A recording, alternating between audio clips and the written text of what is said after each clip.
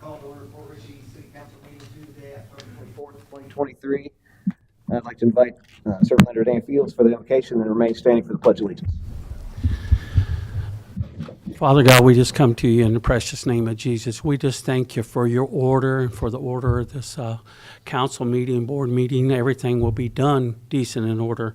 And we thank you for the things on this consent agenda, for all the things that they're going to be talking about. I thank you for the police and the fire department and code enforcement and all those on staff here, and the excellent job that they're doing and how they're working together as a team. So continue to give them wisdom. We watch city grow and be redeveloped, and new ideals and new things coming in for the better for all people. In Jesus' name, amen. Amen.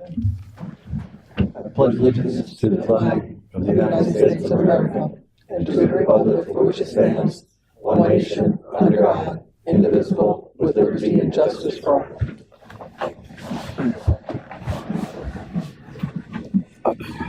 Madam Clerk, you take roll, please.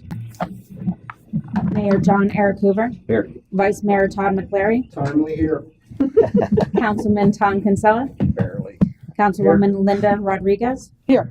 Councilman Bill Colombo, Here. City Attorney Nancy Meyer. Here. Interim City Manager Sally Carey. Here. Thank you. First up is approved council minutes. Any discussion in our motion? Motion to approve the council minutes. Sorry.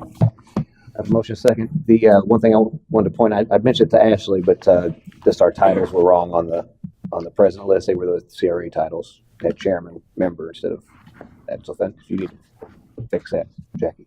Did you take? Okay. Yeah, well, they have our CRA titles on those the city special council meetings. Okay. All in favor, signify by saying aye. Aye.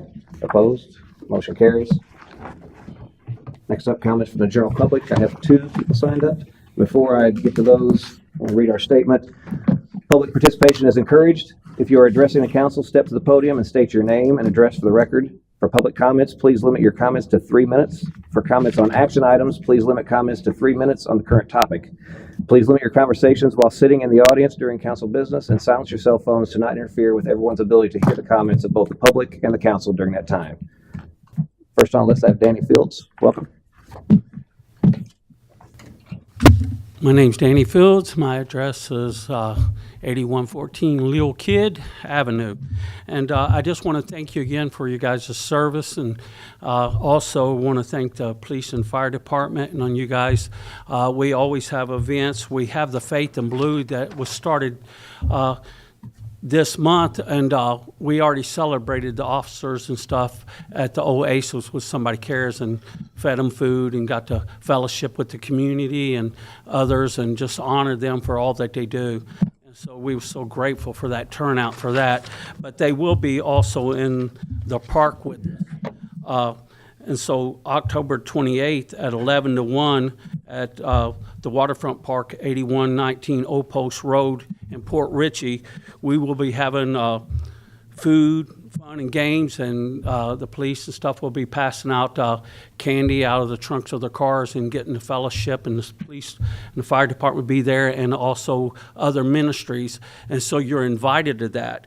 And we'll have the Warriors Christian Motorcycle Association be there, also other churches, Somebody Cares, and we're giving the kids treats, not tricks. We're there to just encourage them, celebrate Fall Fest. Some people call it Halloween, but we don't celebrate that, but we could celebrate it in another way that brings a positive thing to the community and stand up for what is good and noble and right.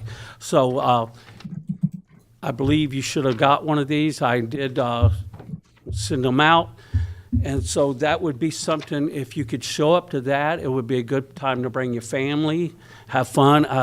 We got tents, we got prayer tents, we're going to have food, fish, fry, we're going to have hot dogs and stuff like that, games, and then candy mainly, and celebrate the kids. And I also I've got a couple extra tents that I purchased for the police, which is blue, and then red for the fire department, and coolers for them, so that way they don't have to stand out there in the heat and that. So, see, we're thinking about them and their service and how we could benefit them. So that was a blessing. And then we've had another thing coming up, and we've been doing revival at our church. And so tomorrow will be the last day, and this is at Light of the World Tabernacle, 8114 Little Kid, Port Richey, Florida there. And it'll start at 7 o'clock. And what I could tell you about that is people has been saved, people has been healed and delivered from addictions.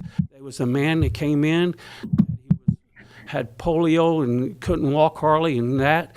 He's up running around. He's come back to another night. They're having it tonight and tomorrow. So if you know somebody that needs a healing, Jesus still heals, saves, and blesses. So all you have to do is believe and ask.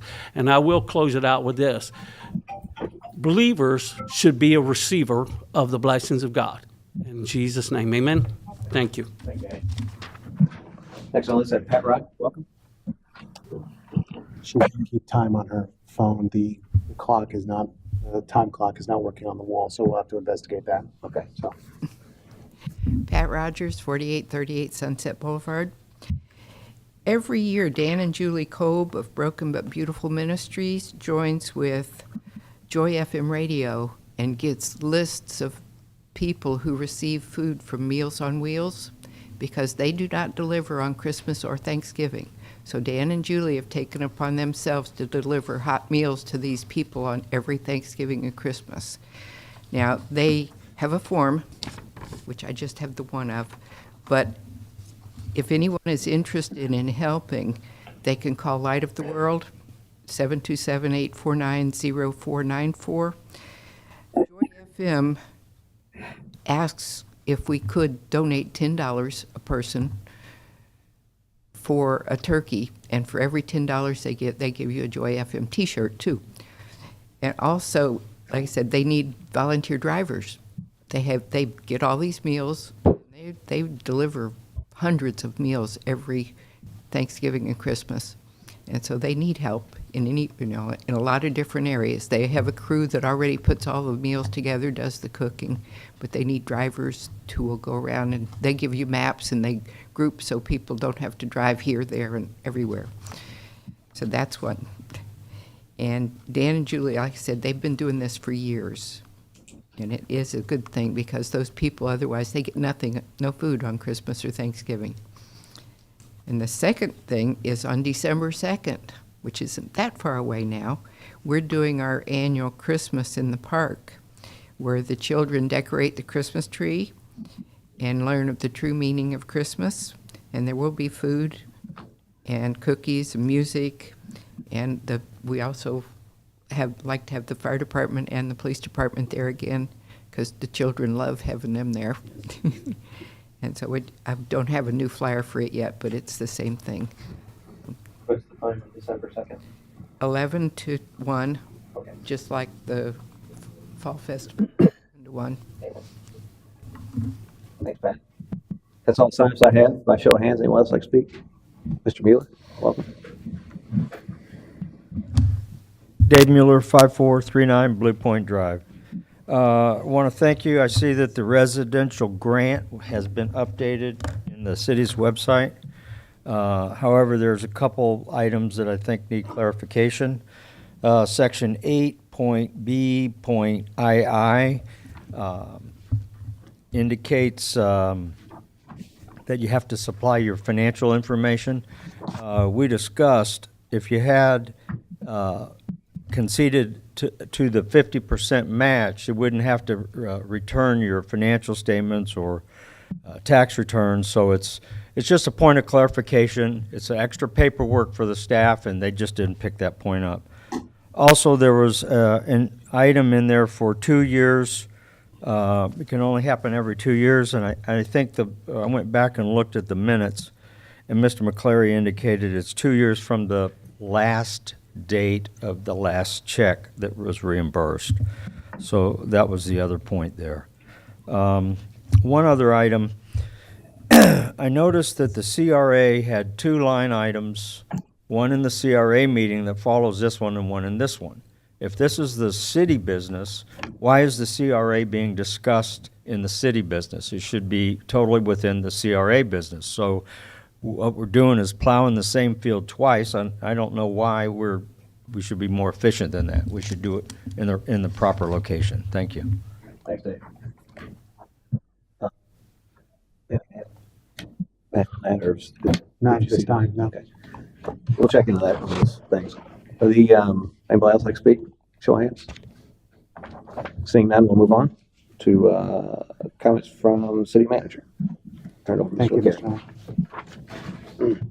Mayor. City staff and the city attorney met with the PBA union today to continue negotiations on specific articles in the 22-24 contract. A tentative agreement has been made between both parties, and we hope to have a new contract for the council to review at an upcoming meeting. Our grant coordinator, Pamela Lynch, will be attending the Florida Redevelopment Association annual conference in St. Augustine for the remainder of this week. Basically a review of new ideas and whatnot towards community redevelopment. The Comprehensive Safety Action Plan bid packet is still currently advertised and out for bid. The item will be out to bid till the 8th of November, and the results will be presented to council at a later meeting. The police department vote bid was open today on the 24th. The results will be given to the city council for review at a future meeting. Advanced Engineering and Ayers Associates continue collaborating on both projects for the Cody River Landing. Advanced Engineering has submitted the final attachments to go into the bid packet. Ayers Associates is also modifying their packet portion to coincide with Advanced Engineering.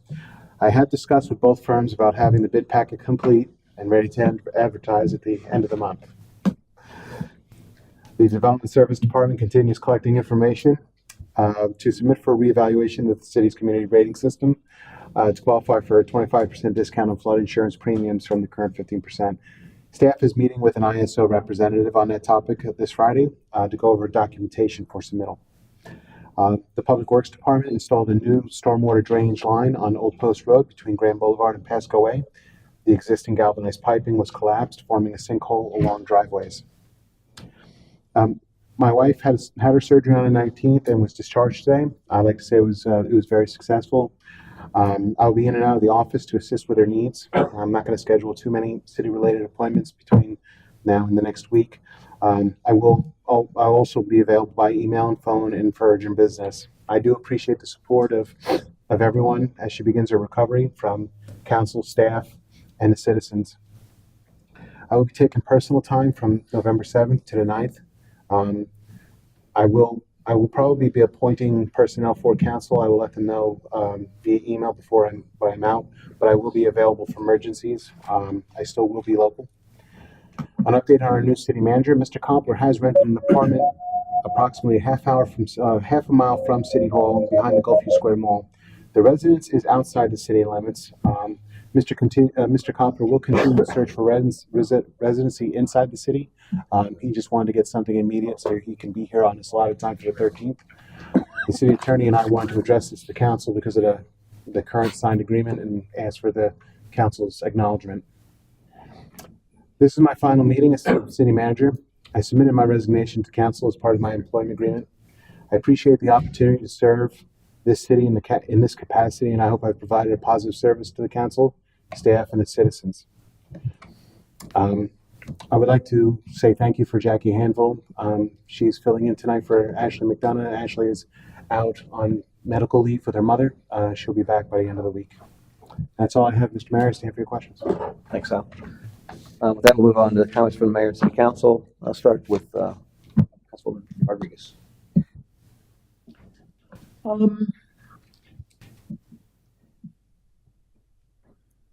had a lot of phone calls regarding from employees regarding involvement in city business. And I want to again reiterate that we do not run the city. The city manager and the employees run the city. The employees are doing their job If they're not doing their job, the city manager has the responsibility to take care of that. It is not our job to interfere with the workings of the city. And unfortunately, Eric, that's been brought up numerous times, that a lot of the employees are feeling that you're interfering with their job. So, this, on a professional basis, I absolutely would have done this on a one-to-one basis. I would never have done that in this scenario. But through the sunshine laws, I can't do this on a personal Sure. one-to-one basis. So I apologize for that. Sure. Truly, I do. But I just wanted to let you know that I'm really getting a lot of feedback from employees, and they're on the verge of not, it's not just unhappy, it's past that. So I would ask that you please let them do their jobs. Well, if I respond, that's interesting because I'm not aware of any of that going on. I've not been, Well, I'm sure they're not gonna go to you, that's, Well, it's I'm not- uncomfortable for them. I've not discussed anything, I've not had a conversation with employees, so I'm not sure where that's coming from. So I can't really make a comment to it, but It's, I will say that, there's conversations that happen where employees are in copy of emails that I'm having a conversation with Sal, and I don't necessarily no, take them not out. Sal. Well, That's that's not so, Sal. I've never had a conversation. with It's a lot of code enforcement, building things. It's a lot of different issues, a lot of other departments as well, but mostly those issues that we have a very capable department running that, and we need to let them do their jobs. Again, I've not had a conversation with any employee. So, Sal, can you attest to that? Is there, is there some I mean, specific plan? I've not talked to anybody, so I don't know where it's coming from. Sal's not involved in this. This is the Well, that's employees are interesting because he is the city manager employees are running the city, so. No, but the employees are contacting me, just like people are contacting you. I'm having employees contact me, that Okay. they're feeling that you are involved in a lot of the issues. And it's not in support of the city. That's the way they feel.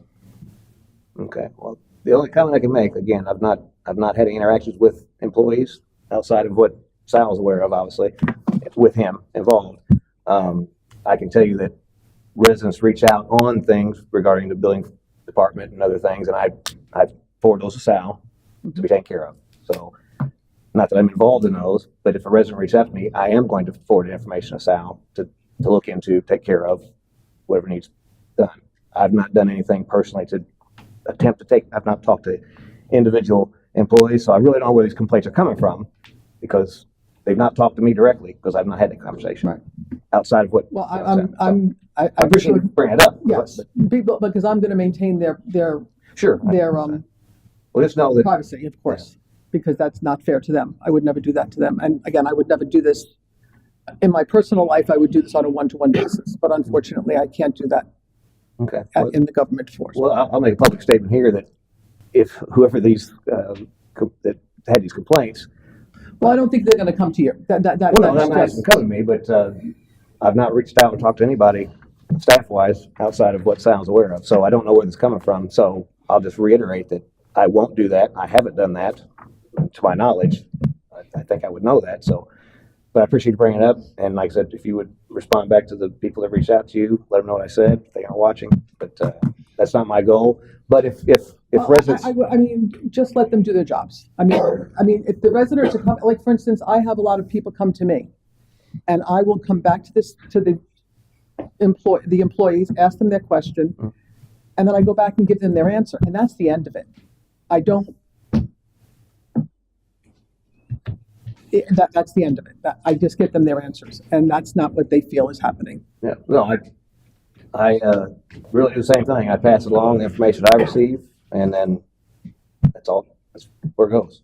So, and I'll continue to follow up for residents if they come to me. I'm not going to just say, "Hey, go to Sal." If they've got a concern, that's what I'm here for. That's what they elected me for. So, But our job is not to intervene for them. Our job is to point them in the direction where to go, whether it be Sal or any other employee. That's our job. Our job is not to do the work for them. Our job is to point them in the direction to get their help, for them to do their stuff, whatever it is. You and I don't have the answers. Only the residents have the answers for these employees. It's not our job to do that.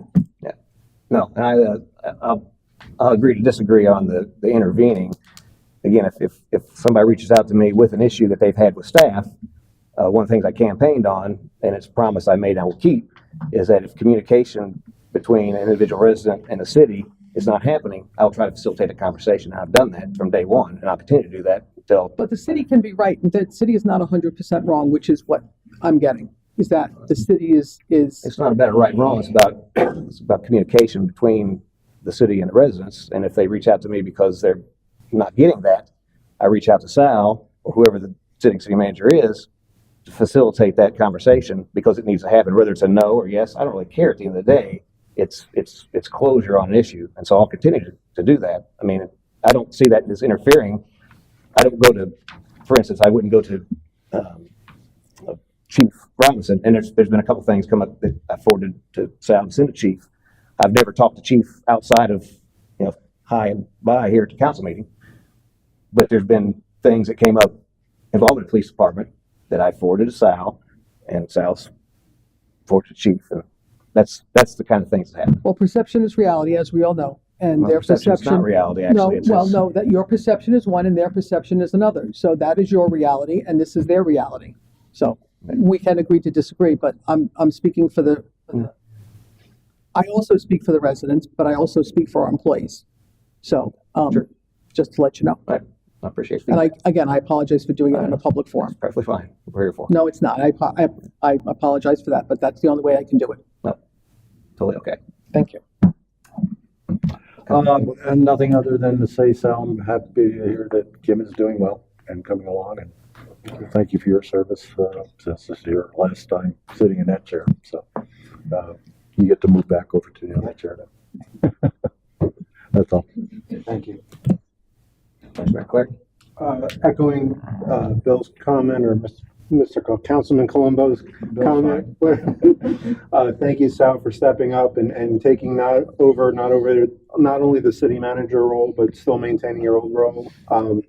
I know it was a very difficult and a hard decision on you, so I appreciate you stepping up for the city. And although it was a privilege for you to sit next to me, I get that. It's been a lot of hard work on your part, and I do appreciate your contribution. Thank you. Other than that, I don't have anything. Yeah, Councilman Casella. Yes, it's very hard to sit on the other side of this guy, but going forward, I want to thank you very much, Sal. I mean, you stepped in. We've had some trying times. We had a close call with the hurricane, and you did a hell of a job. My hat goes off. Thank you. I appreciate the staff supporting Sal during this time.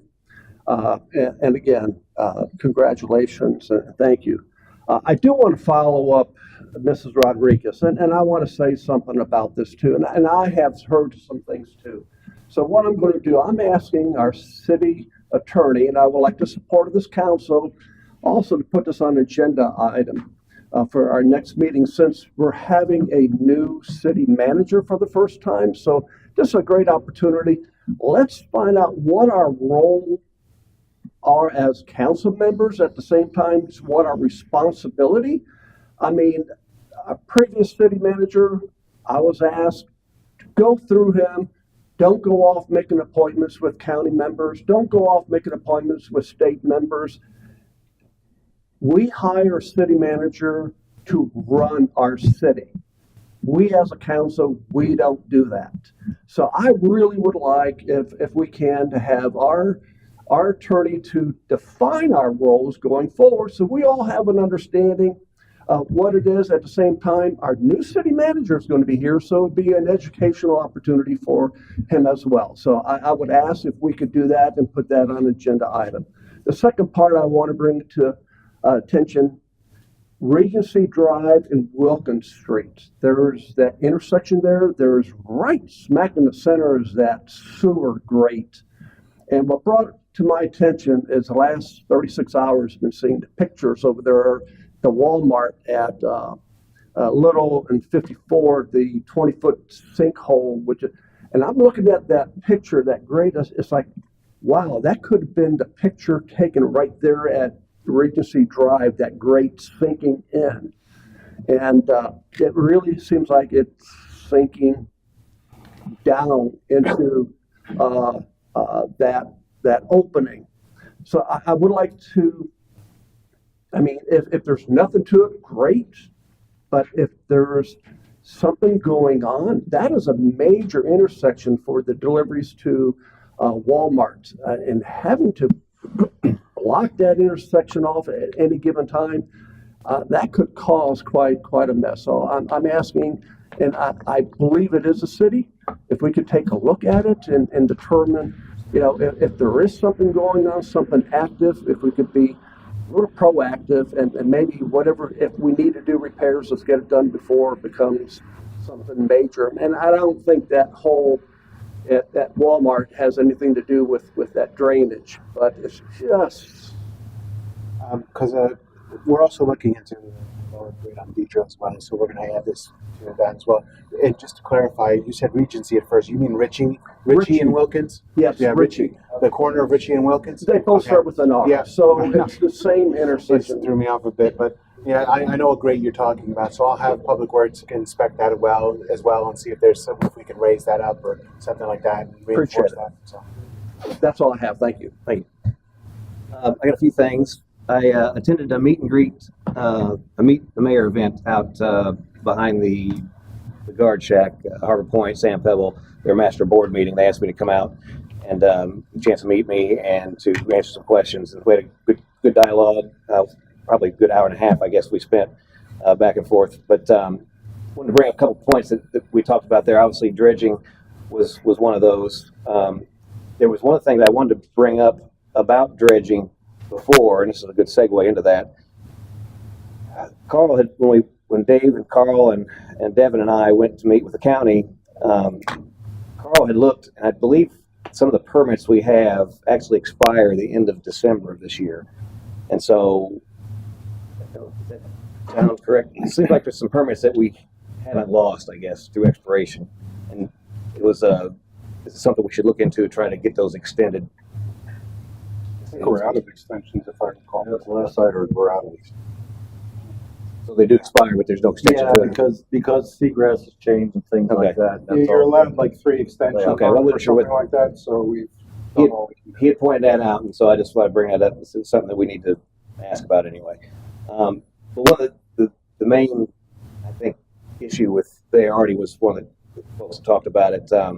Going out that canal where they have the ramp, it's not necessarily it needs dredge per se, but there's a couple spots that are issues. And one of my views on dredging, not necessarily just clean out all the canals, but if we could make an effort to go out and find those trouble spots and maybe hit those a lot lower cost as we look further into this, that might be something we could focus on it instead of an all-out dredging project. One of the things that when the new city manager comes in out of our meeting that we had with the county, I want to sit down with him and hopefully we can look at coastal restoration type project to maybe address some of these things as well. But anyway, more coming to that. But I wanted to bring that up that we talked about that with them. Another thing, it was events at the park. I had mentioned them about the chamber, and obviously the council doesn't necessarily have an appetite outside of the 4th of July festival for events. But I think that's something the chamber can help with to spearhead some events out there through that entity and not the city. So I told them that that's something that could possibly happen later on in the future. Came about the boat ramp and charging non-residents. That was something that they pointed out they would like to see happen. I told them that we were having discussions on that. It also got brought up about the golf cart crossing at 19.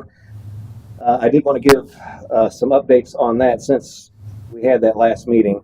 I've reached out again to Representative Yeager, and he is, best he could call is he's in discussions, and he's trying to get something worked out with the DOT. Obviously, political process there, but he is carrying that forward to hopefully make some headway on that. Whether it changes what they ask us to do at the intersection, again, I don't know what will come of that, but he's actually working on that for us. I also sit on an MPO board meeting, Pasco County, and I brought that up as well.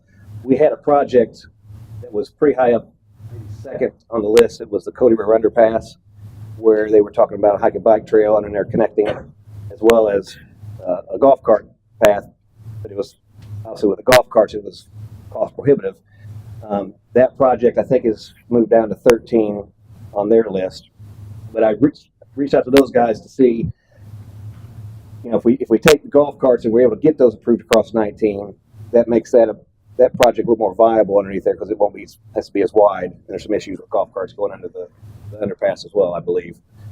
So that's something. If they put it on the list of the project, if they kind of decouple it from that existing project, it might go a little faster. But just to put it on as a project in itself, the DOT likes small projects that they can hit and get done. But we're probably a couple years out from making that a reality through the MPO. So just to give an update on that, but just exploring different opportunities to possibly help out with that. If I could just cover, Sure. touch on that real quick. Just for clarification, you may not be aware of this, that everyone's talking about the underpass for the golf cart. Technically, that's still on DOT property. Golf carts are not allowed on it. Even in the MPO, everyone was having the conversation, oh, we'll make it wide enough and no one's going to look, and, we'll make it wide enough for golf carts, but no one's going to look, and et cetera, et cetera, et cetera. Technically, that was still not allowed. So the reason I'm stating that is it may be a point of negotiation with the MPO.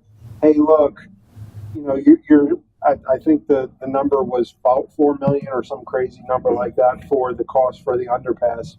Hey, look, instead of spending $4 million for a technically still illegal underpass, why don't you spend $500,000 and get a legal overpass or legal passage across Grand, and all you have to do is fix those two areas that,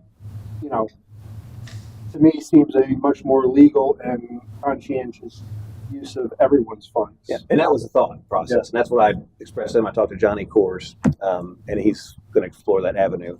So by decoupling that from that particular project, it might go a little faster as opposed to just putting a new project on, because I think new projects get prioritized sometime next year, and then there's some time that goes after that. And it's a long process. So, but they like the idea of being able to help us with that. So that's something that could happen if we don't get anywhere else with the DOT and Representative Yeager. And the last thing that got brought up at the Meet the Mayor event was playground equipment. And I told him, we're looking at sand for Olsner Park Beach, sunshades at Waterfront Park, but it brought up that if we could possibly do something, I don't know if there's grants out there for playground equipment, anything we can do for the kids, that was something they'd like to see. So I wanted to pass that along. A second item, I've made aware of a jet ski boat rental issue down at the Waterfront District, and I wanted to bring that up. Let me get a little background, and then my goal here is to see if, as a council, we want to send this to planning and zoning to review or not. So obviously, there's been some jet ski stuff going on down there, and they were issued a cease and desist on that. However, that business has had, I guess, 3 business licenses granted, and my understanding is that maybe it's not necessarily for jet ski rentals, but for guided tours or something along those lines. But our code for the Waterfront Overlay District zoning states that non-motorized, I'll read it here, that's the item, section 127-55, D, permitted uses. Number 8 is recreational aquatic activities establishment, and in parentheses, fishing charter, non-motorized watercraft rentals, tour boat charters, pontoon boats not to exceed 24 feet overall length, john boats not to exceed 16 feet overall length. Pontoon boats and john boats may be motorized by outboard engine only. Outboard engine horsepower shall not exceed the hull rating. So the concern that I have here with this, obviously it's been going on for a couple of years, but that's not, that doesn't make it right, obviously. My concern is I was going to ask Bill if you were around when these guys. Actually, what you just read, I pretty much wrote. Okay, so what was, I guess, the rationale on, because if you could see, you actually have People rentals. just didn't want jet skis. They didn't want Miller's Bayou turning into a jet ski. If people go on jet skis, they go fast. They don't go no wake zone. They go zipping all over the place. That's what jet skis do. And that was specifically excluded. There was verbiage before that. We changed it to add the john boats and the other pontoon boats and john boats. Slower by nature. We add that, but we added that again. to the existing was basically non-motorized boats. The original code was non-motorized boats, but it was always specifically excluding jet skis because, again, the jet skis just, people come and rent jet skis, they want to go zipping all over the place. They're not going to idle speed all the way out to get out the mouth of the river. They're going to go zipping up and down the river and zipping around Miller's Bayou. So that was always the thought process. Thanks. And that's kind of what I thought, and it probably was more so geared around Miller's Bayou, I guess. Yeah, There, mostly, probably, yeah. So I want to see what you guys thought, because we've got the Freedom Boat Club over there that rents out boats and stuff. Obviously, that's going to be an issue with them. This jet ski thing where it's renting jet skis or it's actually a tour or whatever. Again, if I have a jet ski, I can go put it in at the waterfront and run out the river and go out. So I don't know why we would necessarily want to prohibit that specific business activity when it's what you do there. People who put their boats in. Now I understand that we obviously don't want people zipping around in Miller's Bayou, and maybe it would be something where it'd be off limits within Miller's Bayou as opposed to just generally going out the river and out to the ocean. Any thoughts on, is that something worth discussing, that maybe planning and zoning can review this code as they review other codes to see if that's, because we've got some issues now with citations being handed out, and that Freedom Boat Club is down there as well, which is probably next on the list. I mean, I'm all for talking about it on an agenda item. I don't know what my thought is either way at this point, Yeah. but I mean, Because we're shutting businesses down at this point, so that's, it's getting real. If we, Well, that business, he had rented stuff for a long time. That's new. That's the past 6 or 8 or 9 months or something like that with the jet my skis. understanding it's been going on for 2 years or something. I I'm don't, sorry? off and on maybe for 2 years is what I was told, so. He used to do kayaks and pontoons and Mhm. stuff like that. He never did jet skis until recently. Well, even if not just jet skis, it's non-motorized other than pontoons. And I know the Gill Dogs used to rent those little, I don't know what they were. Paddle boats or something. They had motor on the back of them or something. They were, They were what you call those. very low horsepower. Yeah, I don't know. But again, technically prohibited, right? So anyway, just wanted to see if we could maybe talk about that, maybe pass it to planning and zoning to review, because it's, Yeah, it needs to be reviewed and by another department, planning and zoning. Somebody else needs to review it and make recommendations. agreed. I agree it needs to be done, but there's so many codes that need to be reviewed. Yeah. You know, that's, Just add it to the I mean, list. we're dealing, 6 to 9 months with the fence code, and we're only dealing with one paragraph. This is going to be not easily. We have a list that we can add to it. There you go. You Add to guys the okay list. to add to that list? Yeah. What I'm asking for, yeah. Are we talking about the entire code on the WOD or just the jet ski? I think The that, motorized vehicle part of it. I mean, that's. yeah, that item 8, I think is, Well, I think we should do the whole code, no? we, I haven't looked at the whole code there's myself. a lot of permitted uses on there, but for instance, we're doing similar thing on the Ag 1 zoning with RVs that they're looking at. In fact, I think that comes back for the, if I may suggest though, maybe the business owner, and I'll ask you as much as anybody, isn't the typical process that the business owner or resident or whomever asks for a variance or a change of the code and puts it before planning and zoning for a suggestion for their use change to allow for their business, be it either Freedom Boat Club and or jet skis or whatever, so they then can operate their business. And they have 2 options, either to ask for a variance. That's hard to do because you need special use and all kinds of other criteria, or ask for a change of the code from planning and zoning. Once it goes through there, then it starts popping through its cycle. So if they really want it, follow the rules. Yes. I think the best course of action is, because the WOD code itself has been brought up before council and for different items that I believe there's an issue about lighting in there as well, that, the updated lighting hasn't been done. So I think I'll confer with the building official. I think he has a couple of other items that might need to review, and we'll add it to the list for the planning and zoning board. But namely not section 8, that section 8, we'll definitely add that as the first item to talk about. But Councilman Colombo, if I remember, that was written, this code was written many, many years ago. Yeah, I was on council. So, Right. It was probably, 10? Somewhere in there, it's hard to say. I don't know if it was quite that long ago, but yeah, it was a while. It was when Eric first bought the property. His original intentions brought before council was to have a snack shack, Right. rent a few little boats, and that was it. That was all he was going to do there. And obviously that's morphed over the years. So this, I understand, is a different company that he's basically is operating on his property. So how they came in and came to be renting jet skis, I don't know. As far as jet skis go, again, people who rent jet skis tend to act differently than people who own jet skis, and that's the other thing. And we can't afford to have the police out there all weekend long, every weekend, just watching for speeding jet skis. So, I mean, I'm not saying it's not an issue to be talked about. I'm just saying that's kind of the thought process that we've been using, or we had operated under, I should say.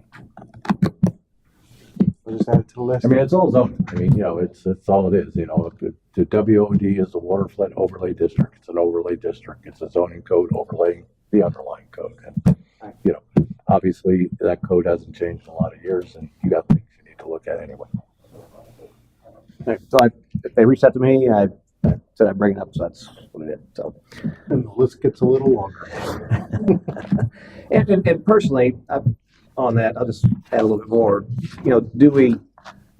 It would seem to be something that, I mean, people come here to do that type of activity. We want to encourage that, I would think, as opposed to discourage it. Again, within reason. We don't want to be going terrorizing through Miller's Bayou, of course not.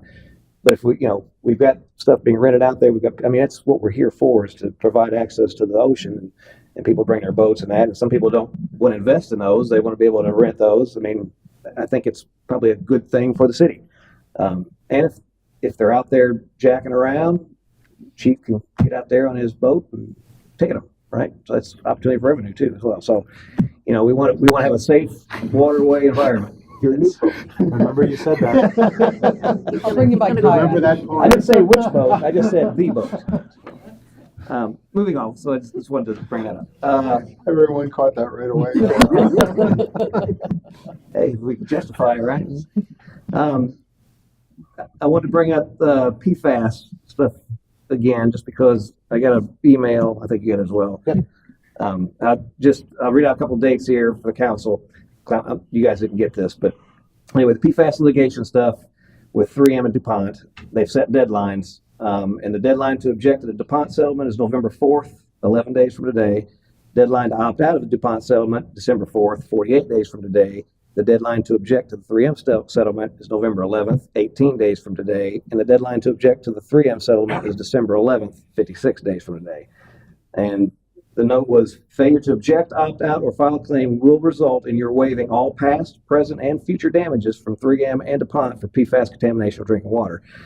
So, and our city has been designated as a phase 2 city, meaning defendants 3M and DuPont believe we have PFAS levels at some point in time will be at or exceed the EPA threshold. So I want to impress upon this council that with these deadlines coming up, we need to make a determination. Again, the city manager also will be doing this, but time is of the essence here. And what I don't want to see happen is us let this go and then not have the ability to claim some of that money in the future when we'd actually need it. So, If I can add, the city attorney and I have had numerous discussions on this. I've already sent her testing reports from our water plant. We've already talked about these particular deadlines. We plan on filling in Mr. Copper when he arrives to see if council wants to go forward with it. But Nancy, you can correct me if I'm wrong. The first deadline coming is to say that we object to it as far as not wanting to participate. The deadlines they gave you on that email, which is a solicitation. Remember where it comes from. The first 2 deadlines for both settlements are a deadline to object to the settlement or opt out. At this point, based on what Sal has determined from talking to the staff and looking at the testing, we don't have an objection. That's fine. We don't need to meet that date. We're fine with the settlement that's been proposed. We don't want to opt out. Opting out means we don't want part of your settlement. We might just go sue you on our own. That's not something that the city at this point is interested in doing. We're interested in perhaps participating in the ultimate settlement. The date they don't give you is the date to make a claim, which you have time. Okay. We have time. Okay. And that's what we're working on with Mr. Koppler when he gets here, to bring him on board, see if he's interested in what we think is something to talk about with council and bring it to you and move forward at that point. So those dates are a little nerve-wracking and scary, but those two dates are okay for what Okay. the And that's what I wanted to make course, sure. the course that Mr. Licari has put us on. Awesome. Okay. Also want to add is that the EPA will be doing testing for us on those levels and everything else for the new 2024 year in beginning of January, February. So everything that's coming out, we're going to be in compliance and have what we need to move forward one way or the other. So we're on top of that. Okay, good. And the last thing I had, I'd mentioned to Sal, in talking with Leslie, with talking on the appeal board, Catherine Starkey had mentioned that the cities make sure that we're asking for things that we need. Pasco, I guess, in general, was low on the recipient side of that because I guess cities aren't asking for some things. And so what I had asked Sal to do is if he could put a list of projects that we have, because obviously to submit something for appropriation, you need to kind of know, what you want to do, how much it costs. So there's some due diligence before you can't just say, hey, give me a blank check to do this. So I wanted to see if I get a list of all the things that we have some cost estimates on that we want to do, and I will forward that to Yeager and Hooper because the deadline for that is the 13th or 14th of November, I think, for them to take recommendations. So I want to make sure that us as a city gave our wish list to them, and hopefully, we may not get anything, but if we don't ask, we get nothing. So I want to at least get that in front of them. You'll put Nick's Park on the top of that list. Yep. Oh, this is for state funding, correct? Yes. Oh, okay. Oh, I thought you said Starkey was county. I'm sorry. No. Starkey, she was just pointing out that Oh, Pasco is. I misunderstood. So, yeah, we aren't asking for things, so we need to be asking for things. And she encouraged us to ask for things. And we actually went down. If you ask for something, and my answer was I'm not aware if we've asked for anything. I've not personally asked for anything. I don't know if the city has, but Well, they're up for discussion tonight, but we have some items here that we're going to talk about grants. And of course, Rachel, correct me if I'm wrong, but our CIP was part of budget. So we have, all our CIP items are pretty much all asks, for infrastructure and other improvements throughout the city. I'm currently working with the building official for a city-owned infrastructure CIP plan. It's something we don't have. We address all the infrastructure outside the city, but there's city-owned structures, such as city halls coming on to 24 years old, and other, park facilities, things like that him and I are working together to formulate that CIP plan so that we can include that as well.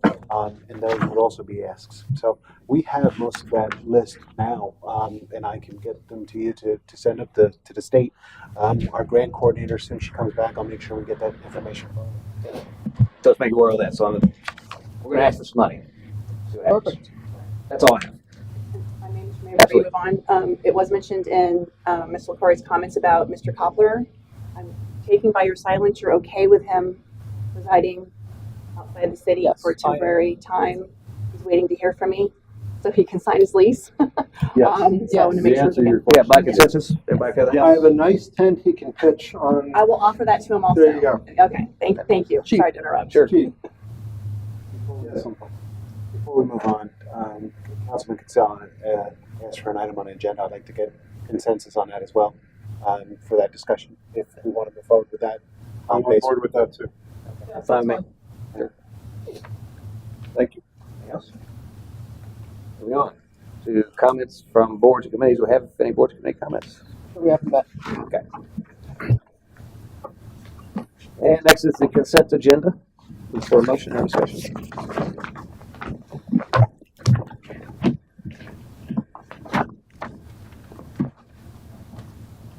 Motion for consent agenda.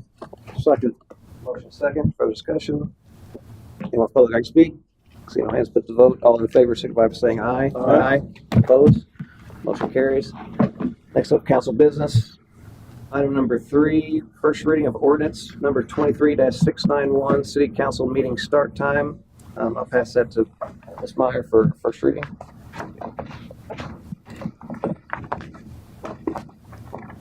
I I may, before I read that, I'll let you know, you see within your packet now, there's something called a business impact estimate.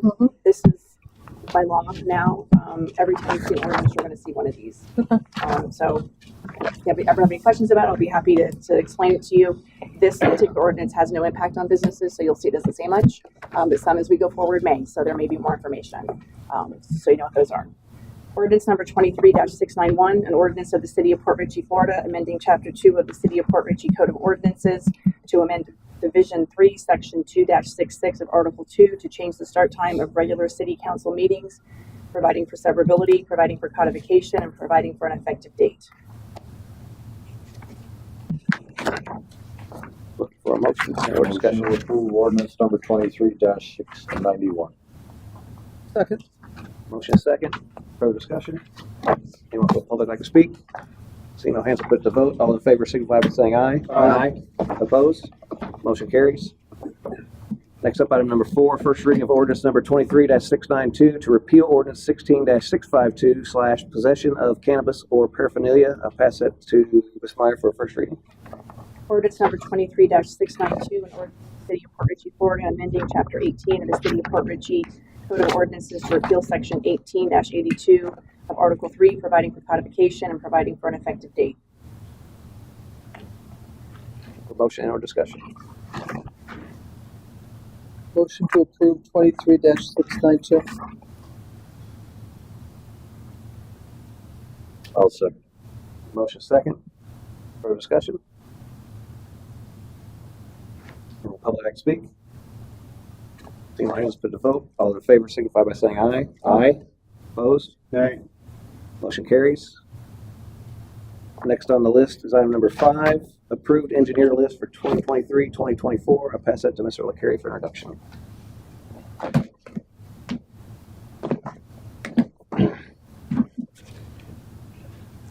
Yes, each year the staff reaches out to all our engineers that we've been working with. We put them on an approved date for an updated packet of information and statement of qualifications.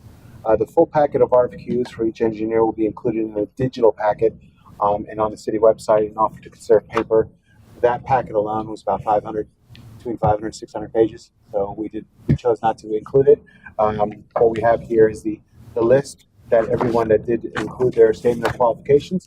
So looking for a motion to approve the list of approved engineers for 2023-2024. Motion to accept the list of approved engineers for 2023 through 2024. Second. Motion second. Further discussion? See none? Anybody from the public like to speak? See no hands, up, put it to vote. All in favor signify by saying aye. Aye. Opposed? Motion carries. Next up is item number 6, surplus of impounded vehicles. You will see a change in our original packet that was given out right before the meeting. I guess the list of the packet was incorrect, but I'll pass it to Mr. LaCarrie for introduction. Yes, Council, the change is the actual list of vehicles that are listed from the issued agenda. So the request is for the surplus of six impounded vehicles that have been stored in the impound lot of the police department for 90 days or more. The registered owners were sent notifications via registered mail and have not responded to retrieve their vehicles. Port Richey Police Department will send these vehicles to Tampa Bay Machinery Auction, as in our standard practice. The TBMA will auction these vehicles through their standard process. I'm looking for a motion to approve the surplus of impounded vehicles. Motion to surplus the impounded vehicles. Okay. Second. Have a motion second. Further discussion? Anyone from the public like to speak? See no hands, put it to vote. All in favor signify by saying aye. Aye. Opposed? Motion carries. Item number 7, Florida Department of Environmental Protection Resilient Florida Grant Program submittal. I'll pass that to Mr. LaCarrie for introduction. Thank you. On the August 22nd, 2023 City Council meeting, staff informed the Council that FDEP Resilient Grant Program opened a funding opportunity for fiscal year 2023 to fund implementation projects. After some discussion, the Council approved the staff's recommendation to have the mayor sign support letters on the Council's behalf supporting these projects. At that time, it was noted there was a potential opportunity for 100% funding from the grant program. On August 31st, staff submitted these 3 applications for a new fire station, new roofs for city facilities, and generators for lift stations. requesting 100% funding for these projects, totaling $10,532,000. This request was based on the interpretation of the Florida statute 38.093(5)(e), which defines financially disadvantaged small communities that are not required to provide funding. On September 18th, the grant coordinator received an email from FDEP requesting that the required 50% funding match source be identified or providing documentation explaining how it was determined for the city to meet these requirements so that to be considered financially disadvantaged. An explanation was provided and a response was received from FDEP stating that the city did not qualify as being financially disadvantaged. Therefore, in order to be ineligible for the grant, the city must provide a match via local funding. The city will be required to fund 50% of the total project match, which would be $5,266,000. A portion of that funding would come from Penny for Pasco, the utility fund, and the utility contingency. If the council moves forward, the fire department facility would have to be considered funded by a bond or other governmental loan. So basically where we're at is we're at the point of submitting tasks for the grant. We were trying to get it 100%. Now we can only do 50%. So it would be a 50% match. It's best to decide this now as opposed to like getting the grant and then denying it. The city has done that in the past, and we've done it with other grants where we've pretty much submitted the paperwork, we were approved, and then council denied it. This would save time, you know, and the fact that if we were awarded the grant and denied it later, it would look bad to that entity. We would fall to the bottom of the list if we did it then. So basically, the three projects, you know, are the firehouse, the generators for lift stations, and the roofs for City Hall, Police Department, the Public Works and Utility Trailer, and the water plant building.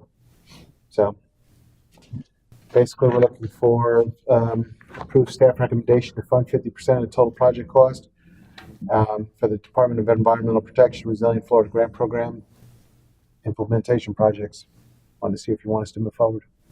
I have a couple questions on that. The new fire station, how did we come up with $10 million? We just used basic plans for our current in Hernando and Pasco stations that were being built that were current, and we used those projections to come up with a plan. How many square feet are they? I don't have that information right in front of me.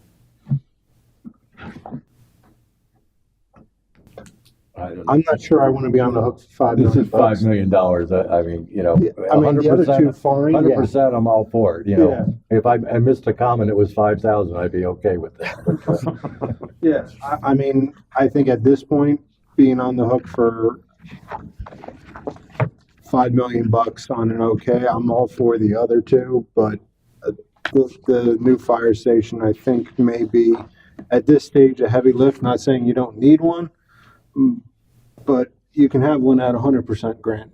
It was hard for us to get an exact figure, get a contractor to give us an exact figure on what we needed. So again, we had to use what was going on currently, what were being built around us, as a guide to give us a more accurate figure. How big is your current? I don't have that in front of me.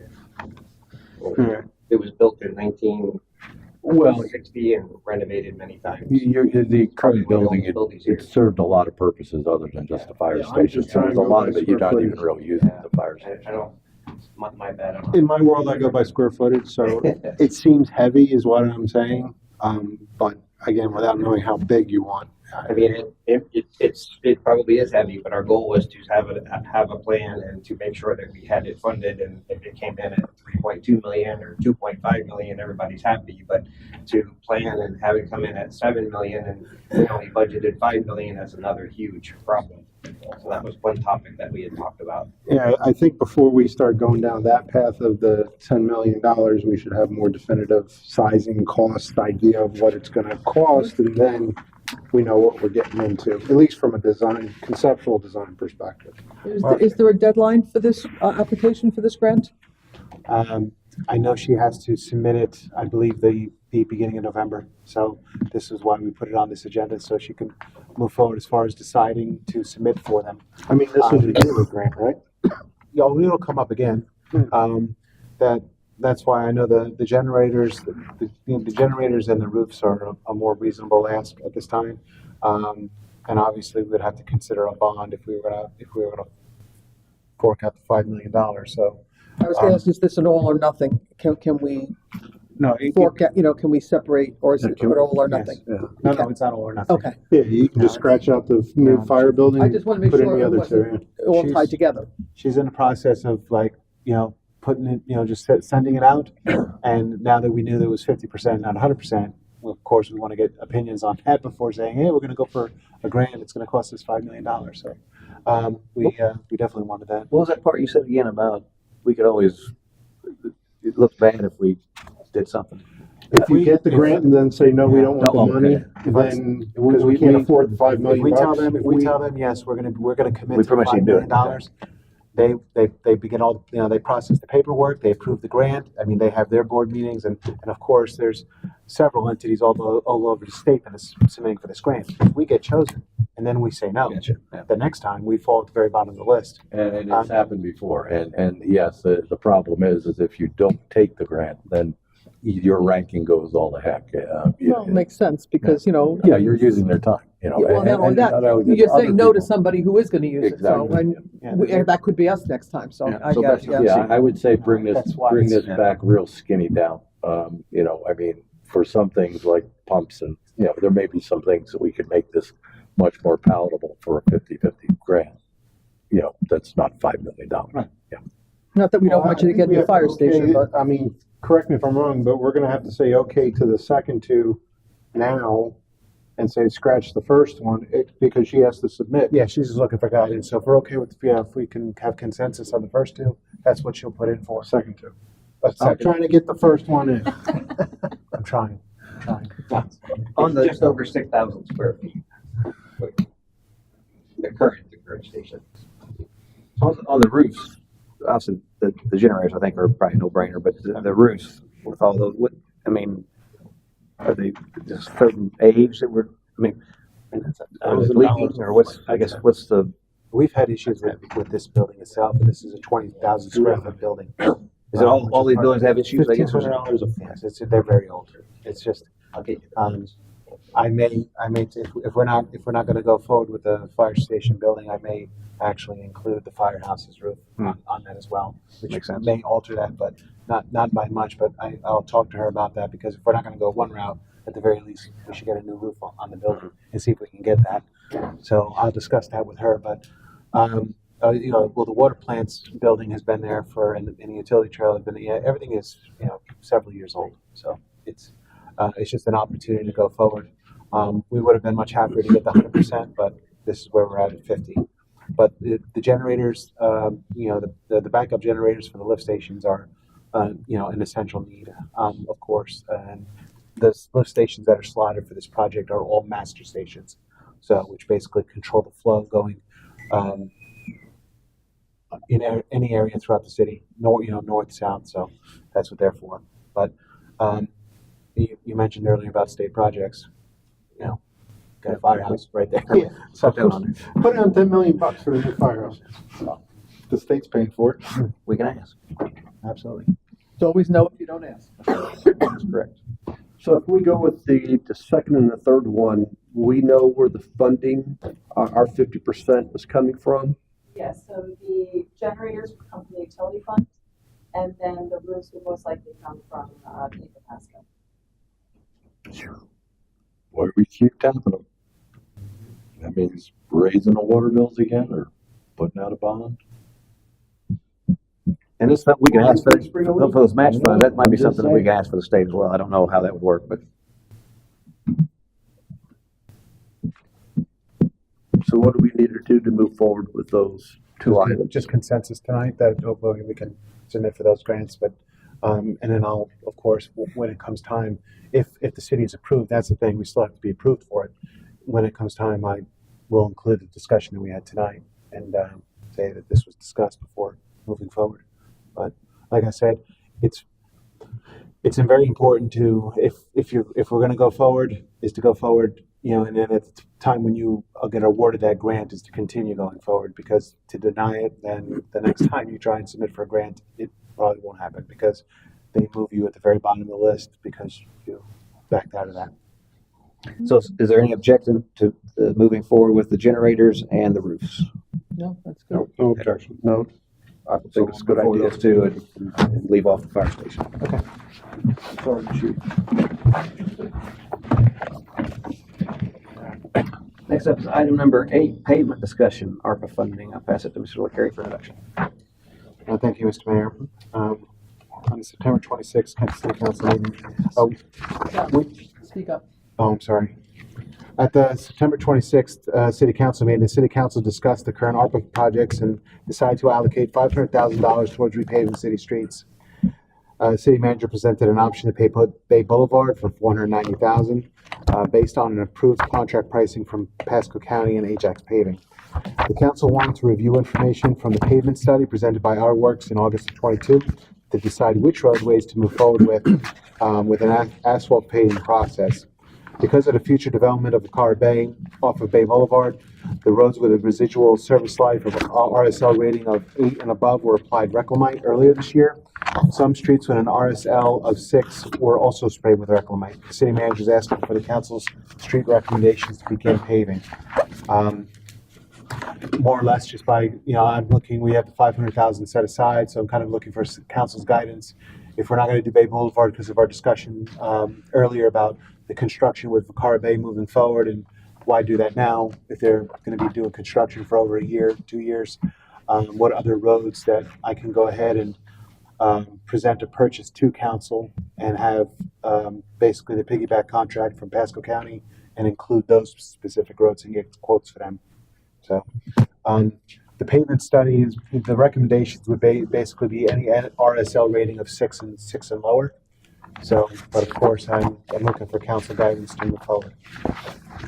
Wow, we got a lot of sickness.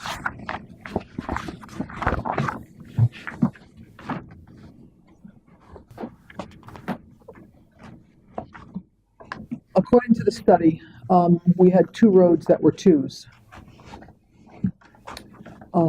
Both neighborhood, one was Carpenter Street, one was November Drive. Those are the 2 lowest on this list.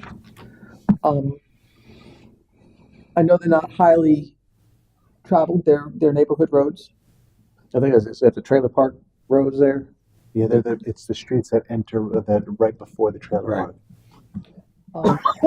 And then the 4s are Olsner Street, Candlelight, Pulsar, Broadway, Deidre, Olsner, Clark Moody. Did we determine Clark Moody was private? Yes. So that's off the list, Yeah, right?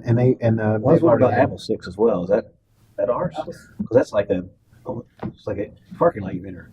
and some of these streets will have, you know, like I said before, you know, we can check off which ones we want to move forward with, but I'm going to confirm if they're private or whatnot. I remember there was a big thing about Clark Moody, so I kind of remember that was private. I don't know about the rest.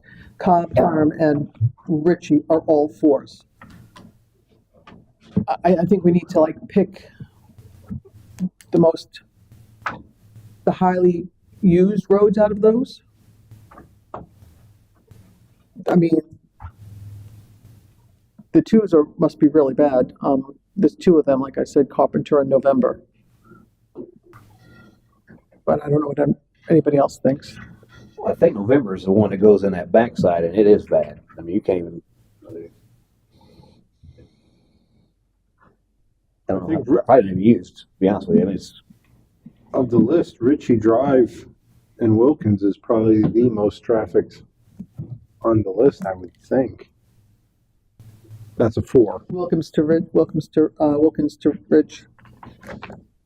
Yeah, because that's right in front of Lighthouse and all that. That's quite a bit of activity there. Yes, I agree. I mean, actually, I'd look to you. That's probably right. So I think that should be fairly high on the list if we want to get low ranking with high traffic areas. Yeah, that's a good one. Or Olsner, that goes Marina Palms to Limestone. There's a lot of traffic on that, no? Yeah, it's a portion of Halter. Right. But that's the portion that, It's all tore up. yeah, that says it's a 4.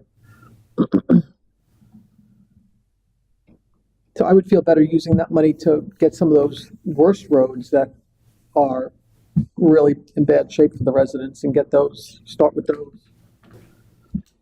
Bay is not good, agreed, but Did, you, on your estimate for Bay Boulevard, what was the length of, can we extrapolate that into a price per foot? See what kind of we're at? So $500,000, I think, was for all of Bay.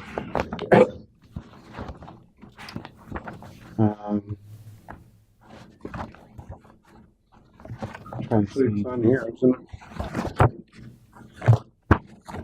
Yeah, I think it's the very last page. They're using, Ajax, Ismail, that. they're using there's 12 Bay million. Boulevard's on 59, page 59.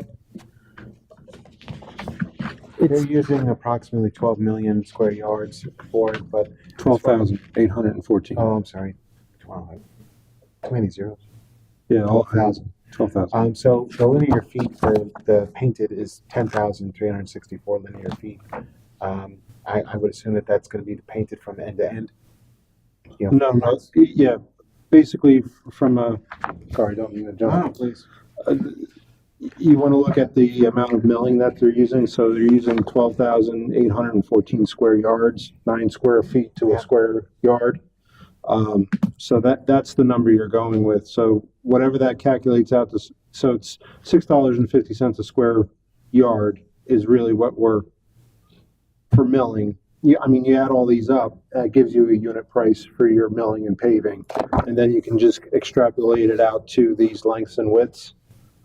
Divide by 9, that gives you your square yardage, and then you can just kind of pick and add up to 12,000, and then that's your go. That was like German to me. Well, that's like, sorry, if there was another column here that had square yardage, Yeah. then we could pick and choose. Yeah, what then you adds just up to do that. 12 times 559, that gives you your square feet, divided by Okay, so 9. how many square feet can we do, Mr. Mathematics over there? Hold on. He's just formula, but he don't have answers. Just formulas. You gotta get my Don't tell me what calculator to do, out. just do it, young man. 12,814 times 9, you can do 115,326 square feet. Have at it. 115,000, who? 326 square feet. Oh, we can do a lot.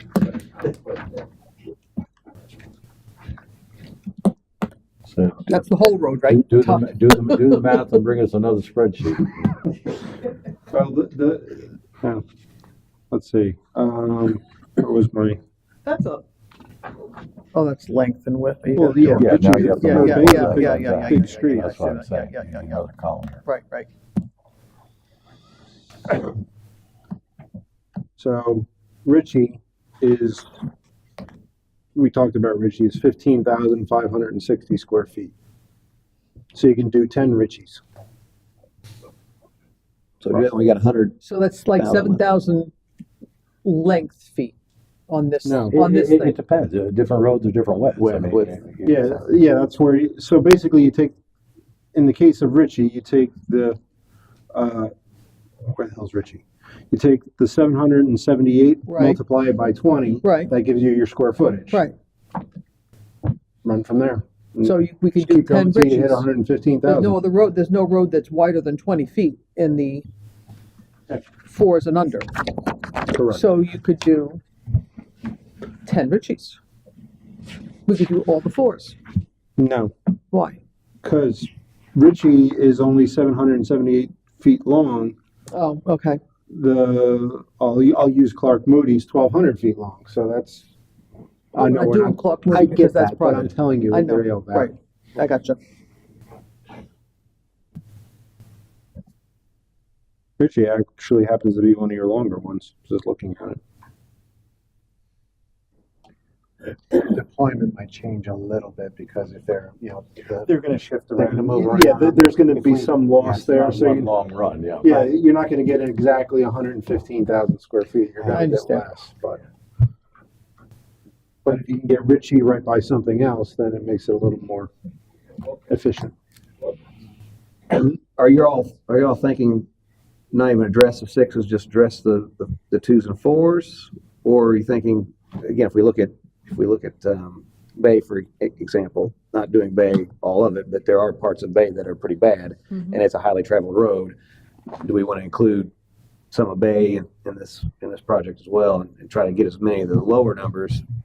And maybe Washington, I use Bay as an example just because I know it, but there are probably other parts of the city that maybe sixes as well that are highly traveled. The only issue with Bay is the future construction concern. Right. Yeah, we're gonna go ahead and pave that now Oh, true. and for the next 2 years. Maybe we just We wanna can do throw that a when all the quick patch on construction is Bay. done. We can do Yeah, that thing. you don't wanna pave a road and then run over That's and right. have the equipment over. I mean, patch That was our maybe the discussion bad last month. potholes Yeah. of Bay, and as part of the program, patch the bad potholes of Bay, so we're not all bouncing around, and then once everyone's done, do it right.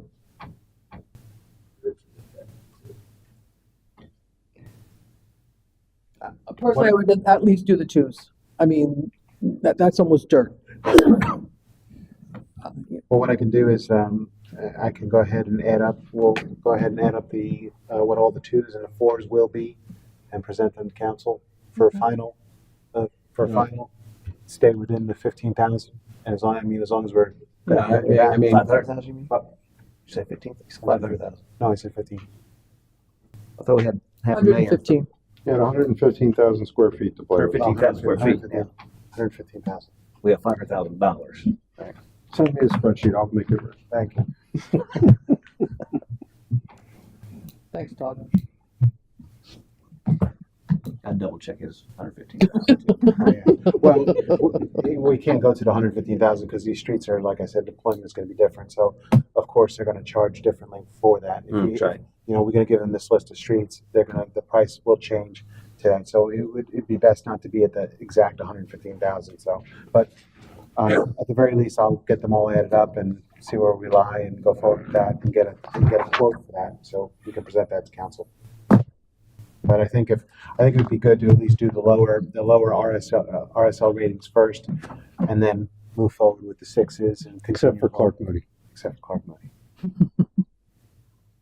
And there's no action we can take on this, right? No, just guidance. I'll go back just in case, if our public like to speak. I know we by consensus, we did the grant stuff. Did anybody want to speak on the grant stuff? I apologize, Dave.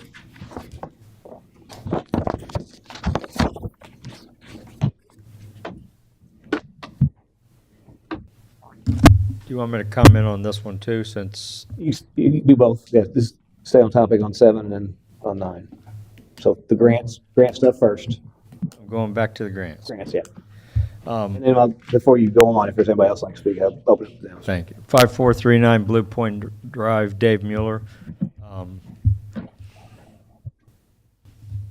Thank you, Mr. McClary. What we need is a plan. And every time I stand up here, I want this, I want that, I want a new firehouse, I want a new generator.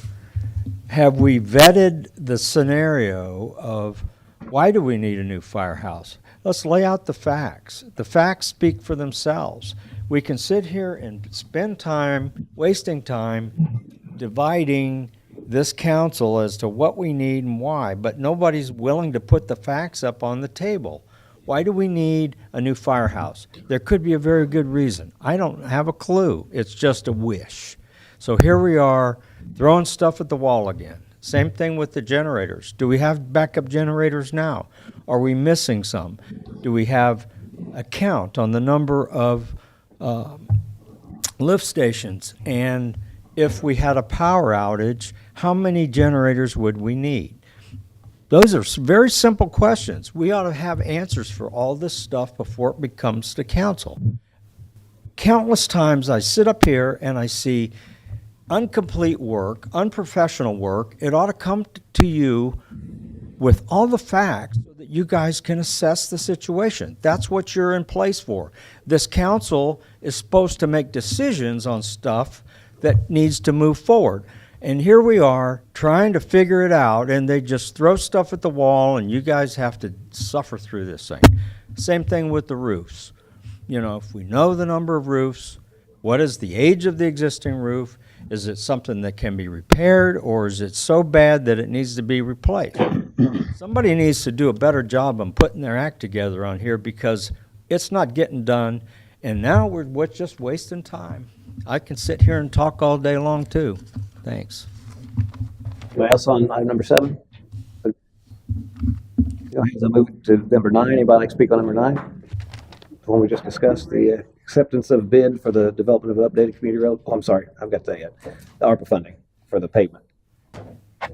Yep. Pat Rogers, 4838 Sunset. I just have 2 questions. And one is, what is the rating for Fisher from the river to the curve where it becomes limestone? Because the edges of the road are broken down, there's potholes in there, and the marina and the condos are there, plus all the big trucks that come into the marina. You know, there's semis that come down that road 3-4 times a week. Fisher Limestone to Dallas 6. Okay. And when you turn off 19 onto Grand, right there where Grand runs straight going to 19 and makes the curve when you're coming in onto it, there is a terrific bad spot there. I mean, it's really rough. I just wondered if that's in the list anywhere. 6. That's a 6 too. I think that's a 6. Red, the right green. Yeah. Looks like a 6. Thanks. Anyone else? Welcome.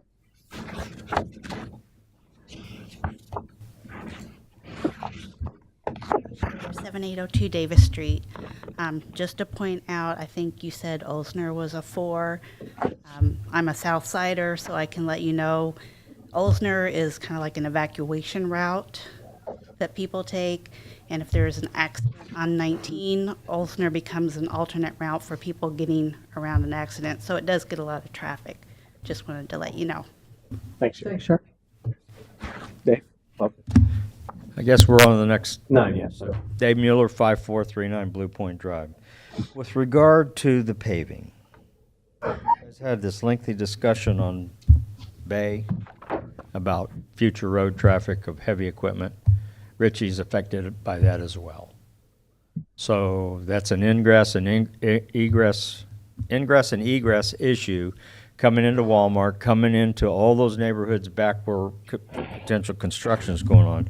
So that ought to be looked at as be delayed. With regard to what I heard is there's some sunken grates around. Actually, I got one of those going on my street on Blue Point. So add that to your list. We've got to address those kinds of things. And if we can't get everything done in this round, maybe what we ought to do is, and there again, I don't know whether your assessment addressed those kinds of issues on these roads. If we can't spend it all on those long shots, maybe take a look at where the bad points are. I know that she said something about the edges. The edges are horrendous on Bay from 19 to Old Post, especially right there where people turn into the Dunkin' Donuts. So, I mean, those are kinds of things that, maybe you patch them and then maybe you come back at it, but potentially Ritchie is going to have the same problem and the workload that Bay is going to have with new construction. Thank you. Thanks, Dave. Anyone else? Acceptance of bid for the development of an updated community redevelopment agency plan. I'll pass it to Ms. LeCarry for introduction with a question. So, and I think Dave asked about this. Is this something that's supposed to be on this agenda or the CRA agenda? It's going to be on both, only because it's an approved bid. It's a purchase. For auditor review, we thought it would be best to not only be approved by council, but also be approved by the CRA board. So, especially with with something like the CRA plan that was highly pointed out by our auditors. So that's why it's going to be on both agendas. So. We've had items in the past that have gone from council to the CRA board as well.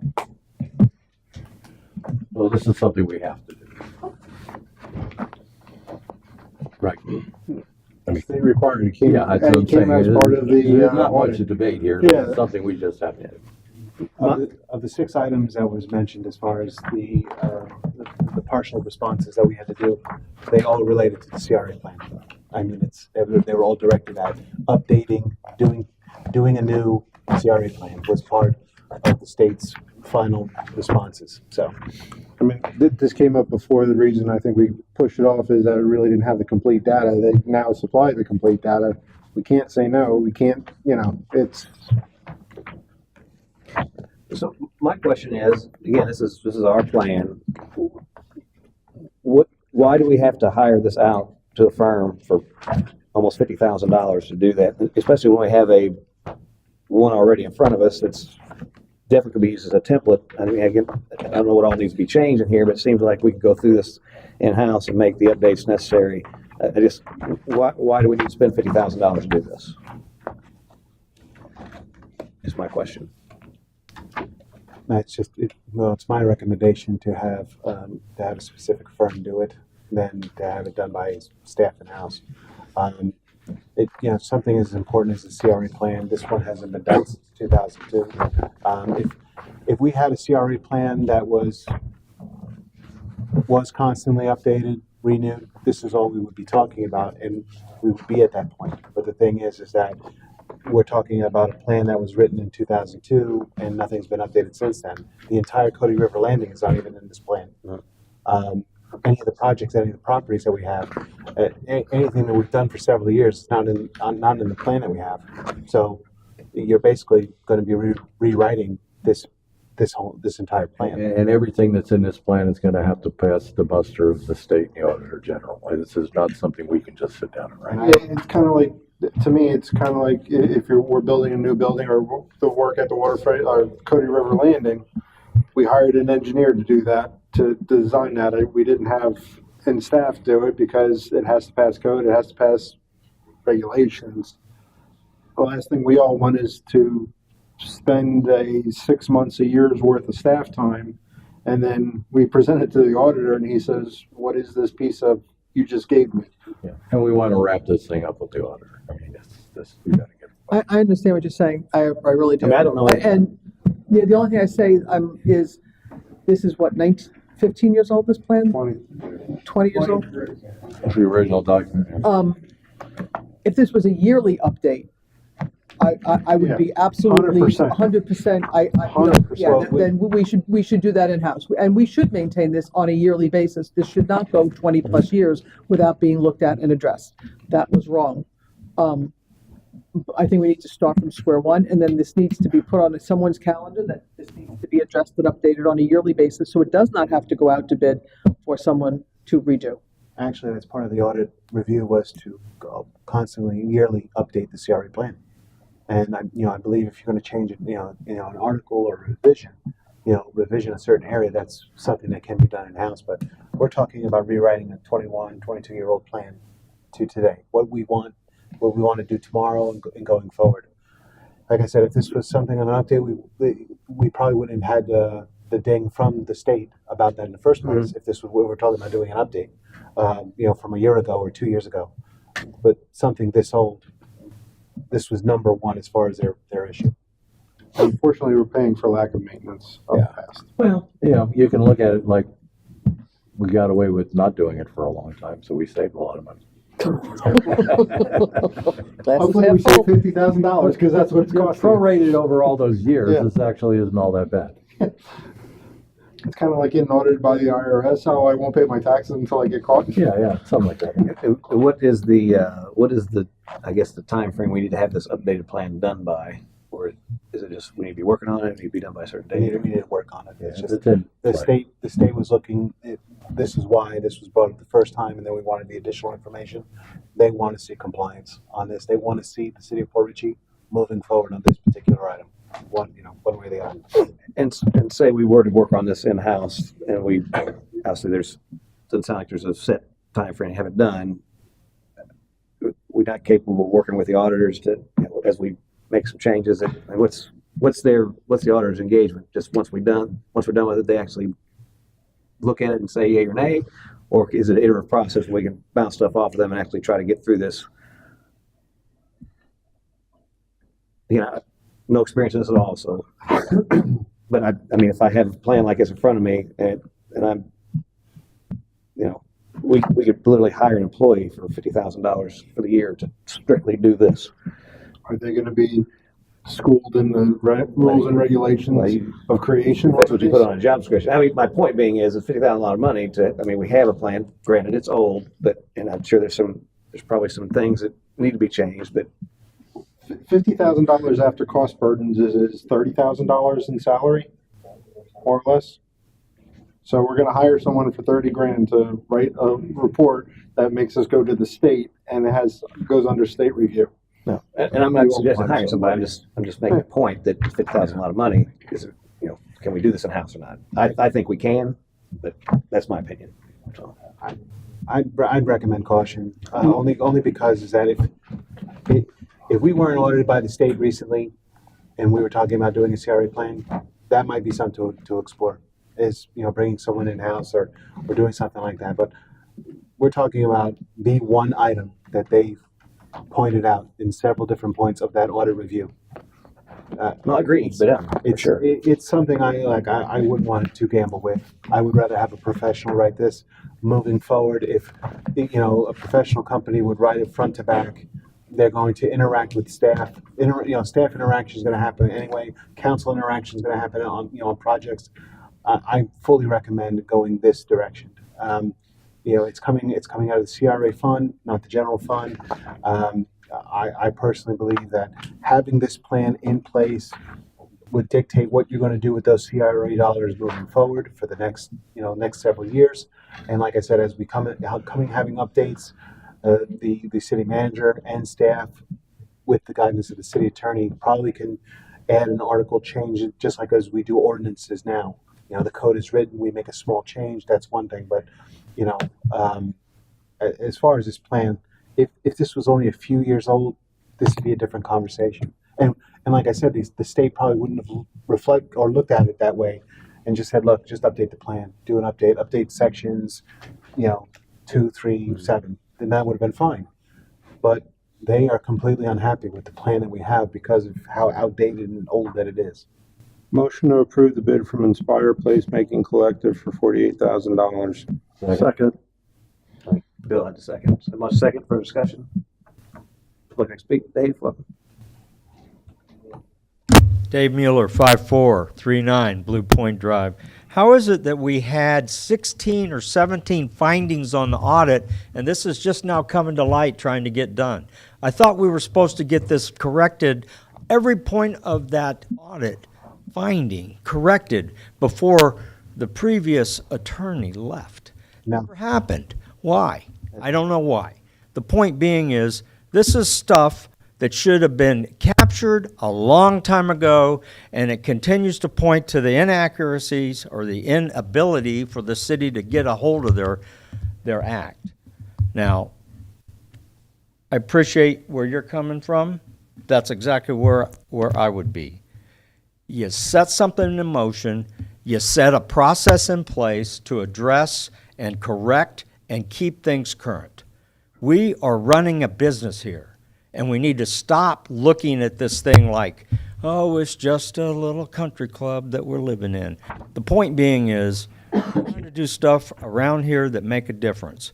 One of them is blight and things like that. I read through that thing, and it looks something that an individual, like the mayor indicated, we could hire to address. We could certainly do that. We could engage the University of South Florida or possibly Pasco Hernando and get some interns over here and do that. But the bottom line is, it's our plan. We put in there what we want and we feel need to be addressed in this city. And ultimately, if we're going to hire somebody, they're going to be coming in out of left field. And guess what they're going to do? They're going to tax our staff anyway. So the bottom line is we're going to write our own report, and we're going to pay $1,000 a page for it. Thank you. Dave, anyone else like to speak?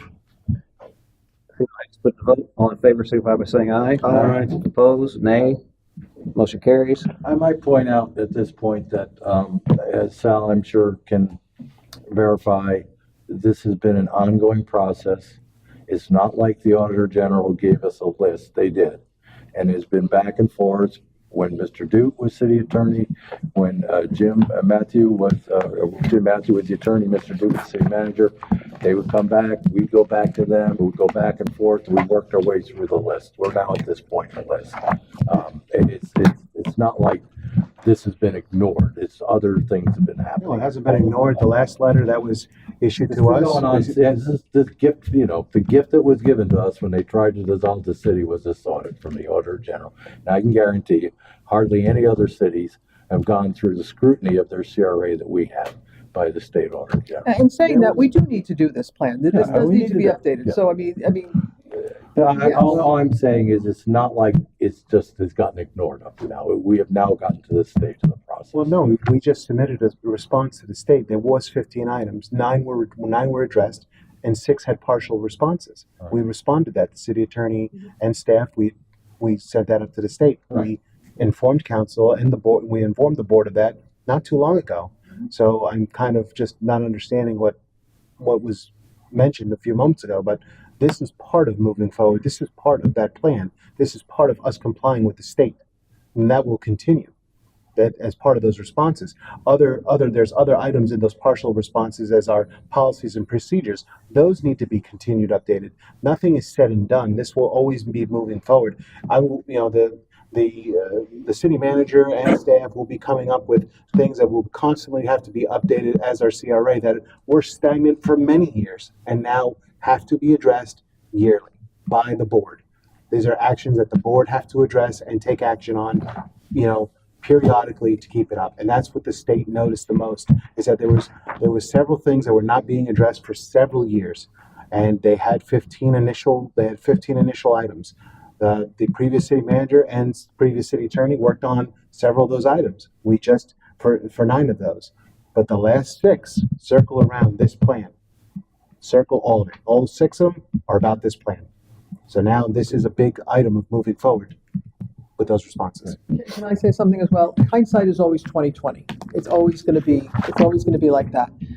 We are taking a lot of things on and moving forward. The codes, the rules, the plans, the strategic plan that's on the table and has been on the table all year. Nothing's been done, but we have not forgotten about it.